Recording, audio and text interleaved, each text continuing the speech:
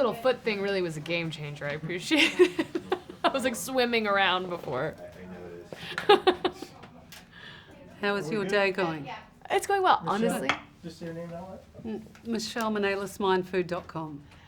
I love talking about this movie so much that it doesn't feel like work. It Right. doesn't. Great. Yeah, this just feels fun. It's what I Well, want to talk about. People are already saying how fantastic the movie is, and it's your directorial debut. I just wondered, with your baby about to be released to the world, Yes. are you sort of more nervous or excited? I am a real even combination of terrified and excited. I think it's so vulnerable to release this into the world, knowing that, someone out there will hate it, and it feels so personal.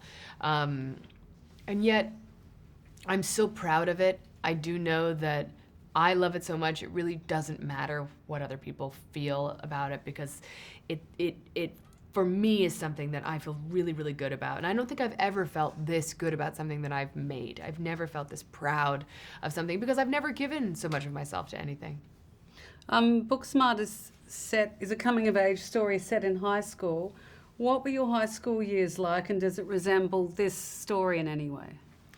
In some ways it does, in some ways it doesn't. I went to a very competitive high school that was full of Molly's and Amy's, our two lead characters. It was all about academic achievement. So in a way, it was the opposite, because in Booksmart, they are the two who really care. They are the only two in school who really are just thinking only about books and only about their academic achievements and their academic futures. What they realized is that everyone else was actually also studying and doing well, but they also had fun. So there's this realization for our characters that people can be multidimensional. You can be smart and fun. You can be all of these things. Why do we put people in categories? That is what is similar to my high school experience, because for me, I felt misunderstood. I felt like I was being put in a category. People weren't sure where to place me, and it frustrated them. I was a theater person, but I was also a lot of fun. I was really social, but I hung out with athletes and nerds and teachers and everyone, and I felt misunderstood because people wanted to place me in a category. So in some ways, this is my response to that. This is my hope that young people can stop trying to categorize other people and themselves.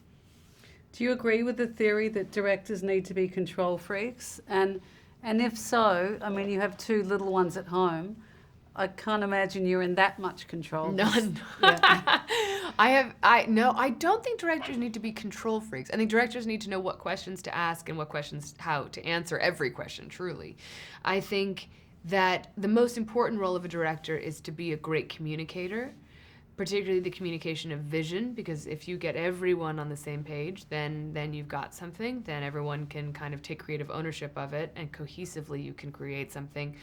I felt like a coach or a general. I didn't feel like I was doing this on my own and had to control everyone. I just had to create an environment conducive to everyone's best work.